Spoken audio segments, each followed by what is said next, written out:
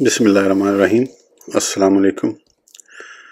اس video میں ہم تفسیر ابن کثیر ضیاء القرآن کو آگے کنٹینیو کریں گے۔ اس سے پہلے اگر آپ نے سبسکرائب نہیں کیا تو سبسکرائب کر لیں اور بیل آئیکن پریس کر دیں۔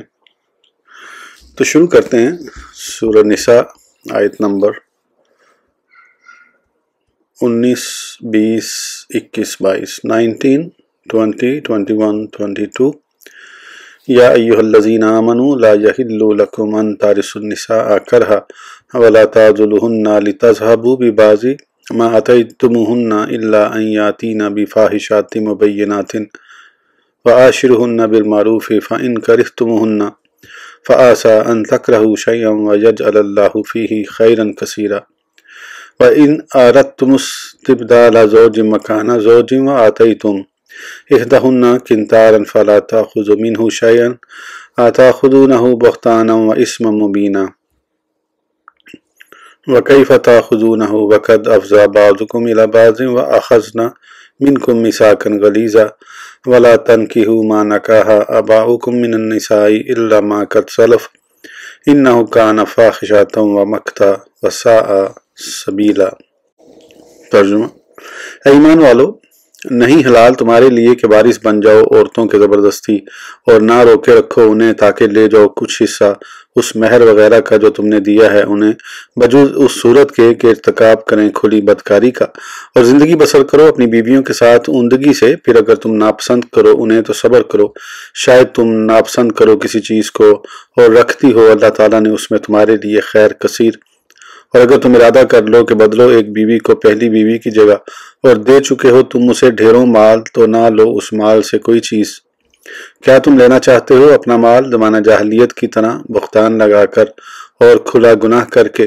اور کیوں کر واپس لیتے ہو تم مال کو حالانکہ مل جل چکے ہو تم تنہائی میں ایک دوسرے سے، اور وہ لے چکی ہیں تم سے پختہ وعدہ؟ اور نہ نکاح کرو جن سے نکاح کر چکے تمہارے باپ دادا، مگر جو ہو چکا اس سے پہلے سو معاف ہے۔ بے شک یہ فعل بہت بے حیائی اور نفرت کا فعل تھا اور بہت برا طریقہ تھا۔ تفسیر: یا ایہا الذین آمنوا۔ حضرت ابن عباس رضی اللہ عنہ فرماتے ہیں کہ جب کوئی شخص مر جاتا اس کے وارث اس کی عورت کے پورے حقدار سمجھے جاتے۔ اگر ان میں سے کوئی چاہتا تو خود اس سے شادی کر لیتا، اگر وہ چاہتے تو کسی دوسرے کو نکاح میں دے دیتے، اور اگر وہ چاہتے تو اسے نکاح ہی نہ کرنے دیتے۔ بہرحال وہ اس عورت کے رشتہ داروں سے بھی زیادہ خیال کرتے تھے۔ جاہلیت کی اس رسم کے خلاف یہ آیت کریمہ نازل ہوئی۔ ایک دوسری روایت میں آپ سے یہ مروی ہے کہ وہ لوگ اس عورت کو مجبور کر دیتے کہ وہ حق مہر سے دستبردار ہو جائے یا نکاح کے بغیر ہی بیٹھی رہے۔ اللہ تعالیٰ نے یہ آیت نازل کر کے ان کو اس عمل سے روک دیا۔ حضرت ابن عباس رضی اللہ عنہ سے ایک اور روایت میں مروی ہے کہ زمانہ جاہلیت میں جب کسی عورت کا خاوند فوت ہو جاتا تو اس کے ورثہ میں سے جو اس پر کپڑا ڈال دیتا وہ اس کا حقدار سمجھا جاتا۔ ایک روایت میں یہ ہے کہ کپڑا ڈالنے والا اس عورت کو حسین پاتا تو خود اس سے نکاح کر لیتا، اور اگر وہ بدصورت ہوتی تو اسے یہیں روکے رکھتا تاکہ مرنے کے بعد اس کا وارث بنے۔ حضرت طوفی روایت کرتے ہیں کہ جب کسی کا گہرا دوست فوت ہو جاتا تو وہ اپنا کپڑا اس عورت پر ڈال لیتا اور پھر اس کو نکاح کا مختار سمجھا جاتا۔ اس کے علاوہ اس کا نکاح کوئی نہیں کر سکتا تھا۔ وہ اس عورت کو اپنے پاس قید رکھتا حتیٰ کہ وہ عورت کچھ فدیہ دے کر اس سے اپنی جان چھڑا لیتی۔ اللہ تعالیٰ نے یہ آیت کریمہ نازل فرما کر اس رسم کو ختم کر دیا۔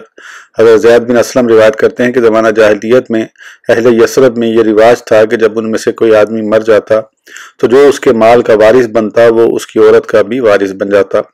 وہ شخص اپنی مرضی سے جہاں چاہتا اس کا نکاح کر دیتا یا اس کو مجبور کر کے اپنے پاس رکھتا تاکہ اس کے مال کا وارث بن سکے۔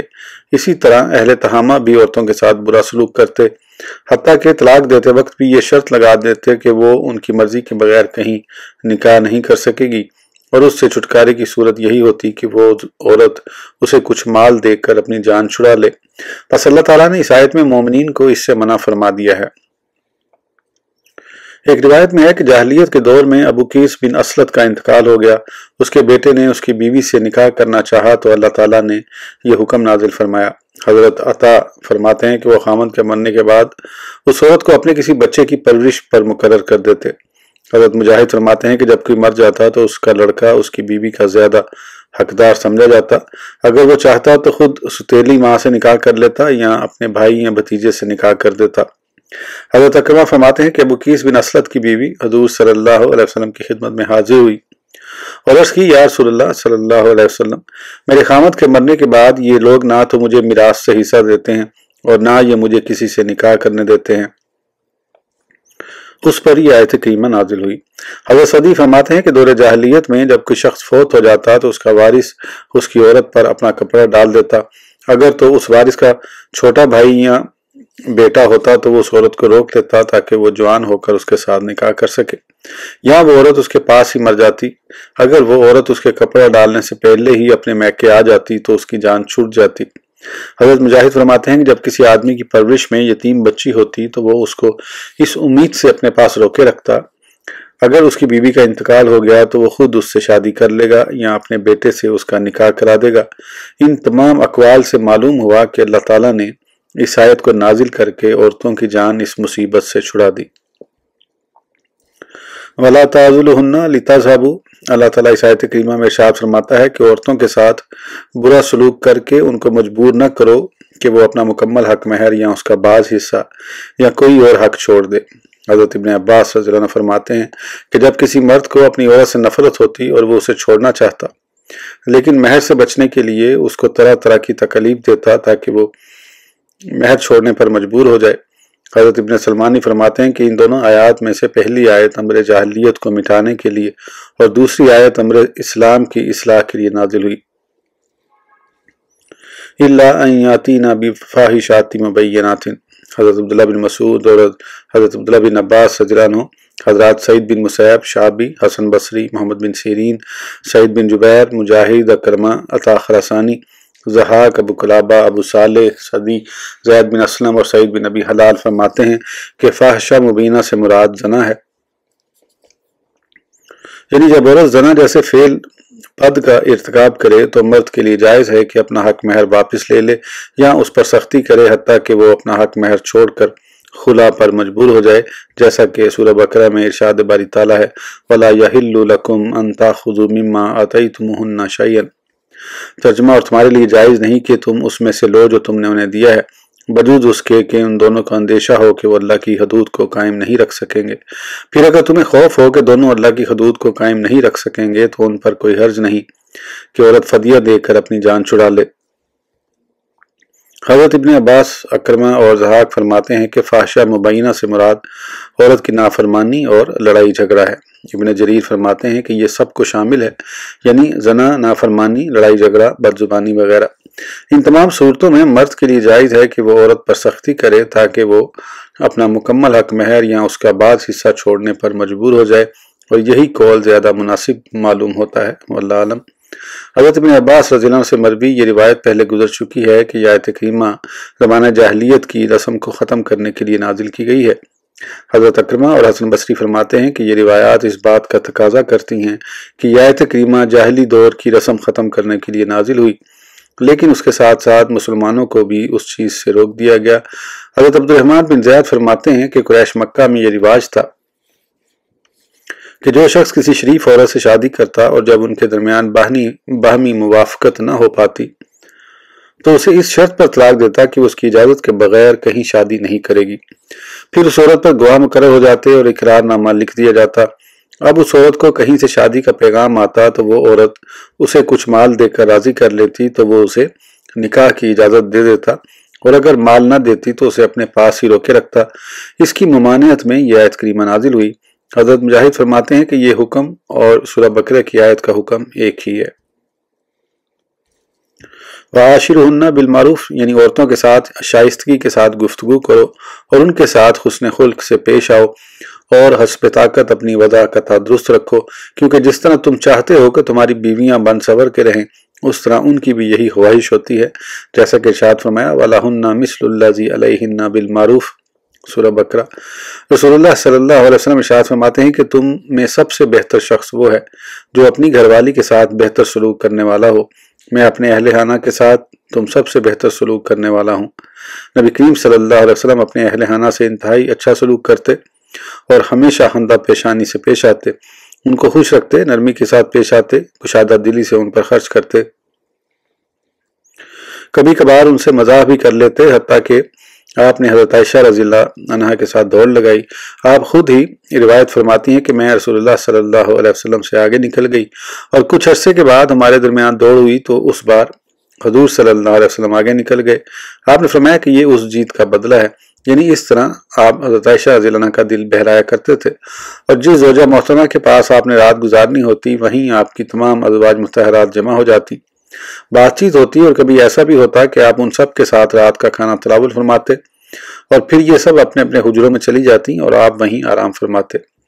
آپ اپنی زوجہ کے ساتھ ایک ہی چادر میں آرام فرماتے اور عشاء کی نماز پڑھنے کے بعد گھر تشریف لاتے تو اپنے اہل خانہ کے ساتھ سونے سے پہلے تھوڑی سی گفتگو فرماتے۔ اسی طرح آپ صلی اللہ علیہ وسلم ان کو خوش رکھتے، اور اللہ تعالیٰ نے ارشاد فرمایا ہے لَقَدْ كَانَ لَكُمْ فِي رَسُولِ اللَّهِ أُسْوَةٌ حَسَنَةٌ سورہ احزاب۔ اللہ تعالیٰ ہمیں بھی آپ کے اسوہ کی پیروی کی توفیق عطا فرمائے، آمین۔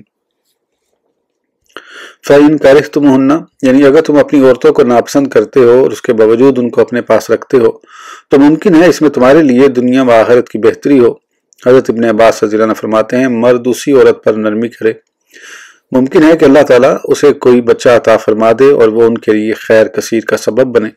صحیح حدیث میں ہے کہ کوئی مسلمان مرد کسی مسلمان عورت کو اپنے آپ سے الگ نہ کرے، کیونکہ اگر اس کی کوئی عادت ناگوار ہوگی تو اس کی بہت سی عادات بھلی بھی ہوں گی۔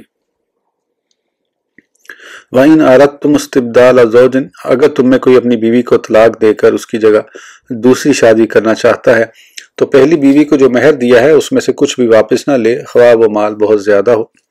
سورہ آل عمران کی تفسیر میں کنتار کی مکمل تفسیر بیان کی جا چکی ہے، اسے یہاں دوبارہ ذکر کرنے کی ضرورت نہیں۔ اس آیت کریمہ سے ثابت ہوتا ہے کہ عورت کو مہر میں زیادہ مال دینا بھی جائز ہے۔ حضرت عمر بن خطاب رضی اللہ عنہ کثیر مہر دینے سے منع فرمایا کرتے تھے۔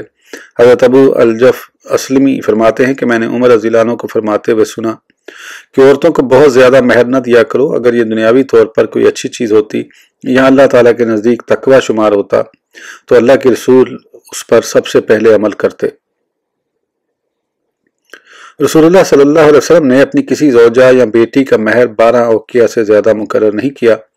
انسان بہت زیادہ مہر مقرر کر کے مصیبت میں پڑ جاتا ہے، یہاں تک کہ رفتہ رفتہ اس کی بیوی اسے بوجھ محسوس ہونے لگتی ہے اور اس کے دل میں اس کی دشمنی بیٹھ جاتی ہے، یہاں تک کہ وہ اسے کہتا ہے کہ تو نے میرے کندھوں پر مشک لٹکا دی ہے۔ ایک دوسری روایت میں آتا ہے کہ آپ منبر رسول پر چڑھ گئے اور کھڑے ہو کر فرمایا کہ اے لوگو، تم عورتوں کے مہر بہت زیادہ مقرر کرنے لگے ہو، حالانکہ رسول اللہ صلی اللہ علیہ وسلم اور آپ کے صحابہ کرام نے 400 درہم یا اس سے کم مہر دیا ہے۔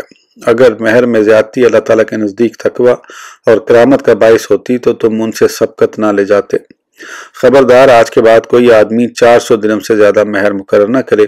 یہ فرما کر آپ منبر سے نیچے اترے تو ایک قریشی عورت آپ کے سامنے آئی اور کہنے لگی اے امیر المومنین، کیا آپ نے لوگوں کو 400 درہم سے زیادہ مہر مقرر کرنے سے منع کیا ہے؟ آپ نے فرمایا ہاں۔ اس عورت نے کہا کہ کیا آپ نے اس کے بارے اللہ کا حکم نہیں سنا؟ آپ نے فرمایا وہ کیا ہے؟ عورت نے کہا اللہ کا یہ ارشاد ہے وَآتَيْتُمْ إِحْدَاهُنَّ قِنْطَارًا، تو حضرت عمر نے عرض کیا کیا اللہ مجھے معاف فرما کہ ہر آدمی عمر سے زیادہ سمجھدار ہے۔ پھر آپ واپس لوٹے اور منبر پر چڑھ کر فرمایا کہ اے لوگو، میں نے تمہیں 400 درہم سے زیادہ مہر مقرر کرنے سے منع کیا تھا، لیکن اب جو شخص اپنے مال سے جتنا مہر دینا چاہے دے دے۔ ایک روایت میں یہ ہے کہ عورت نے یہ آیت کریمہ اس طرح پڑھی وَآتَيْتُمْ إِحْدَاهُنَّ قِنْطَارًا مِّن ذَهَبٍ۔ حضرت عبداللہ بن مسعود کی بھی یہی قرت تھی، اور حضرت عمر رضی اللہ عنہ نے اس عورت سے فرمایا کہ ایک عورت عمر پر غالب آ گئی۔ ایک روایت میں آپ نے فرمایا عورتوں کے مہر میں زیادتی نہ کرو، اگرچہ وہ ذوالقصہ کی بہن ہو، یعنی یزید بن حسین خارسی کی بیٹی، اور جس نے اس حکم کے بعد بھی مہر زیادہ مقرر کیا تو میں یہ زائد رقم لے کر بیت المقدس میں جمع کر دوں گا۔ یہ سن کر ایک دراز قد اور چپٹی ناک والی عورت کھڑی ہوئی اور کہا کہ آپ یہ حکم نہیں دے سکتے؟ آپ نے فرمایا کیوں نہیں؟ تو اس نے یہ آیت کریمہ تلاوت کی وَكَيْفَ تَأْخُذُونَهُ وَقَدْ أَفْضَىٰ بَعْضُكُمْ إِلَىٰ بَعْضٍ، یعنی تم عورت سے مہر واپس کیسے لے سکتے ہو حالانکہ تم اسے تنہائی میں مل چکے ہو۔ حضرت ابن عباس رضی اللہ عنہ، مجاہد اور سدئی فرماتے ہیں کہ اس سے مراد میاں بیوی کا باہمی تعلق ہے۔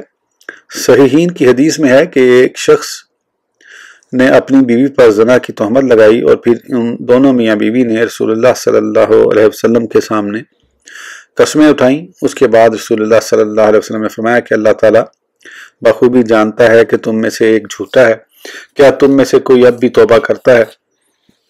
آپ نے 3 مرتبہ ارشاد فرمایا۔ مرد نے کہا میں نے جو مال اسے مہر میں دیا ہے اس کا کیا حکم ہے؟ آپ نے فرمایا کہ اسی مہر کے بدلے میں وہ عورت تم پر حلال ہوئی تھی، اور اگر تم نے اس پر جھوٹی تہمت لگائی ہے تو پھر یہ مال تمہیں کسی صورت میں نہیں مل سکے گا۔ حضرت نضرہ بن ابی نضرہ فرماتے ہیں کہ انہوں نے ایک کنواری عورت کے ساتھ نکاح کیا، جب اسے دیکھا تو حاملہ تھی۔ آپ رسول اللہ صلی اللہ علیہ وسلم کی خدمت میں حاضر ہوئے اور یہ واقعہ بیان کیا تو آپ نے ان کے درمیان تفریق کر دی اور اس عورت کو مہر دینے کا حکم فرمایا، جبکہ عورت کو کوڑے مارنے کا حکم دیا اور فرمایا کہ جو بچہ ہوگا وہ تمہارا غلام ہے اور مہر خلوت کے بدلے میں ہے۔ یہی اس آیت کریمہ کا مفہوم ہے کہ جب میاں بیوی میں صحبت اور خلوت ہو چکی ہو تو مہر کیسے واپس کیا جا سکتا ہے۔ وَأَخَذْنَا مِنْكُمْ مِيثَاقًا غَلِيظًا، ابن عباس رضی اللہ عنہ اور دوسرے مفسرین نے فرمایا ہے کہ اس میثاق سے مراد عقد نکاح ہے۔ حضرت ابن عباس رضی اللہ عنہ دوسری روایت میں فرماتے ہیں کہ اس سے مراد یہ ہے کہ اب جب تمہارا ان سے نکاح ہو چکا ہے تو اچھے طریقے سے انہیں بساؤ یا عمدہ طریقے سے انہیں الگ کر دو۔ ایک حدیث میں ہے کہ تم ان عورتوں کو اللہ کی امانت سے لیتے ہو اور اللہ تعالیٰ کی کلام سے انہیں حلال کرتے ہو، یعنی خطبہ نکاح میں کلمہ شہادت۔ رسول اللہ صلی اللہ علیہ وسلم کو معراج کی رات جو بہترین انعامات ملے ان میں سے ایک انعام یہ بھی تھا کہ اللہ تعالیٰ نے فرمایا کہ آپ کی امت کا کوئی خطبہ جائز نہیں حتیٰ کہ وہ گواہی دیں کہ تم میرے بندے اور رسول ہو۔ حضرت جابر رضی اللہ عنہ روایت کرتے ہیں کہ رسول اللہ صلی اللہ علیہ وسلم خطبہ حجۃ الوداع میں ارشاد فرمایا، اپنی عورتوں سے اچھا سلوک کرو، تم نے ان کو اللہ کی امانت سے لیا ہے اور ان کو اللہ کے کلمے کے ساتھ حلال کیا ہے۔